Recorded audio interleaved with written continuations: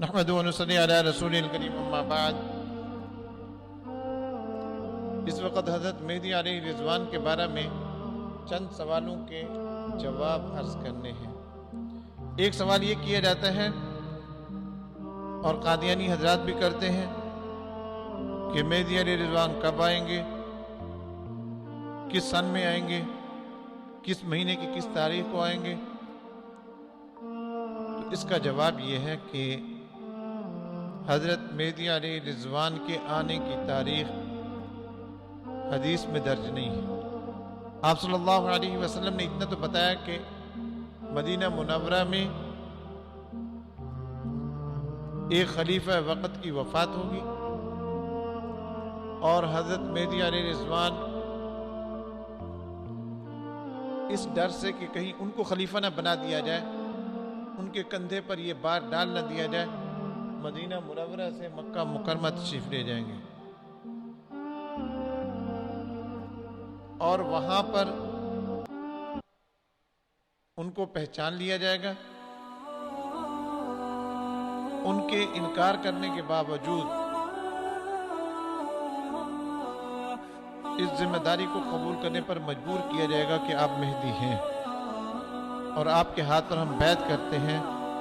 حرم شریف کے اندر حجر اسود اور مقام ابراہیم کے درمیان ان سے بیعت ہوگی۔ ایک سوال یہ کیا جاتا ہے کہ گویا کہ حدیث میں یہ آ گیا کہ یعنی کیا نشانی ہے، کس وقت کی نشانی تو ہے، لیکن یہ نہیں بتایا گیا کہ کون سا سن ہوگا یا کون سا مہینہ ہوگا یا کون سا دن ہوگا، یہ حدیث میں نہیں ہے۔ دوسری چیز یہ سوال اٹھایا جاتا ہے کہ ان کی خلافت عرب اور عجم سب کے لیے ہوگی یا صرف عرب کے لیے وہ خلیفہ ہوں گے۔ اس کا جواب یہ ہے کہ وہ سب کے لیے خلیفہ ہوں گے، عرب کے لیے بھی ان کی خلافت ہوگی اور عجم کے لیے بھی۔ باقی یہ سوال بھی کیا جاتا ہے کہ خلافت کے وقت ان کی عمر کتنی ہوگی۔ اس کا جواب یہ ہے کہ خلافت کے وقت وہ 40 برس کے ہوں گے، 7 برس خلیفہ رہیں گے اور 2 برس حضرت عیسیٰ علیہ السلام کی رفاقت میں گزاریں گے۔ کل عمر 49 برس ہوگی۔ بعض حضرات یہ بھی سوال کرتے ہیں کہ آیا وہ اسرائیل کے ساتھ جنگ کریں گے؟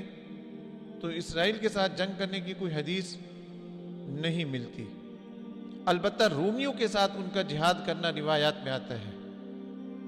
یہ جہاد 7 سال تک جاری رہے گا، اس کے بعد دجال کا ظہور ہوگا اور حضرت مہدی علیہ رضوان دجال کی فوج کے مقابلہ میں صف آرا ہوں گے۔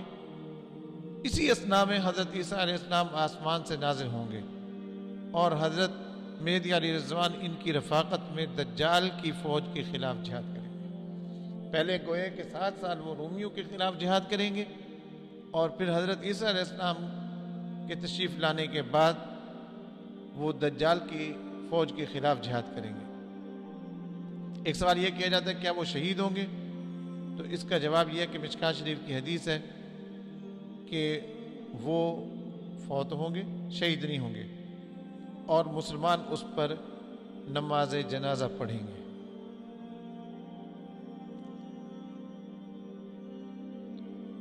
حضرت مہدی علیہ رضوان کا حلیہ بھی حدیث میں بتایا گیا اور اسی طرح حضرت مہدی علیہ رضوان کے رفقاء کی تعداد کا علم کہ کتنی تعداد ہوگی، اس کا علم صرف اللہ تعالیٰ کو ہے۔ وہ تمام مسلمانوں کے امام ہوں گے، بے شمار لوگ ان کے رفیق ہوں گے۔ ایک روایت کے مطابق پہلی بیعت جو رکن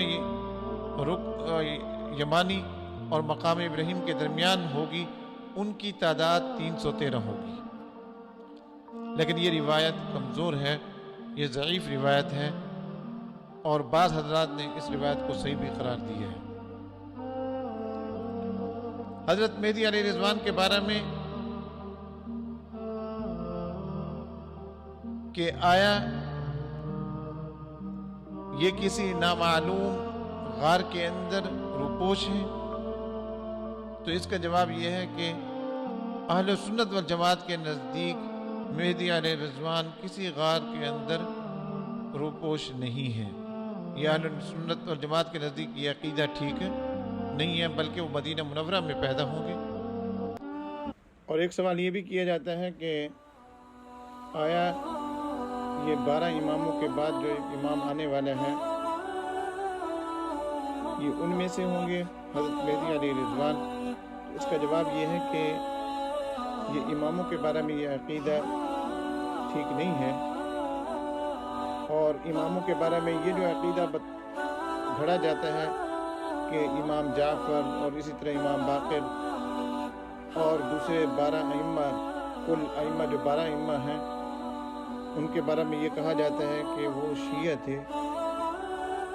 یہ بات بالکل غلط ہے.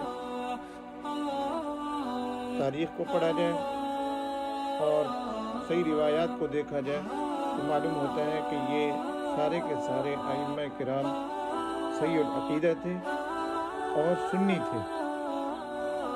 اسی طرح امام جعفر کے بارے میں یہ بھی مشہور ہے کہ امام ابو حنیفہ رحمۃ اللہ علیہ امام جعفر کے شاگرد تھے.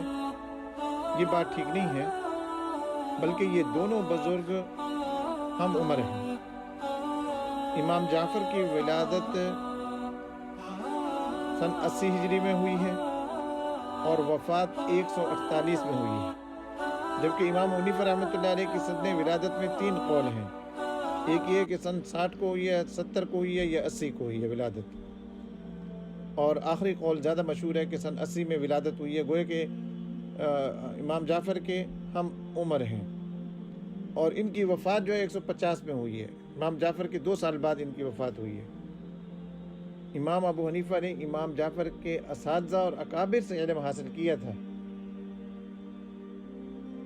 اور ان کے والد کے زمانہ میں، یعنی ان کے والد جو امام محمد باقر، امام جعفر کے والد تھے امام محمد باقر، ان کی زندگی میں ہی مسند فتویٰ پر فیض ہو گئے تھے امام حنیفہ رحمۃ اللہ علیہ. باقی یہ سوال بھی کیا جاتا ہے کہ ان کا مرکز تبلیغ کون سا ہوگا؟ حضرت مہدی علیہ رضوان کا مرکز تبلیغ کی جگہ کون سی ہوگی؟ تو مرکز تبلیغ 3 مقامات ہوں گے: مکہ، مدینہ، بیت المقدس. ایک سوال یہ کیا جاتا ہے کہ حبشی شخص جو بیت اللہ کو آ کر ڈھائے گا، آیا وہ مہدی علیہ رضوان سے پہلے ہوگا یا بعد میں ہوگا؟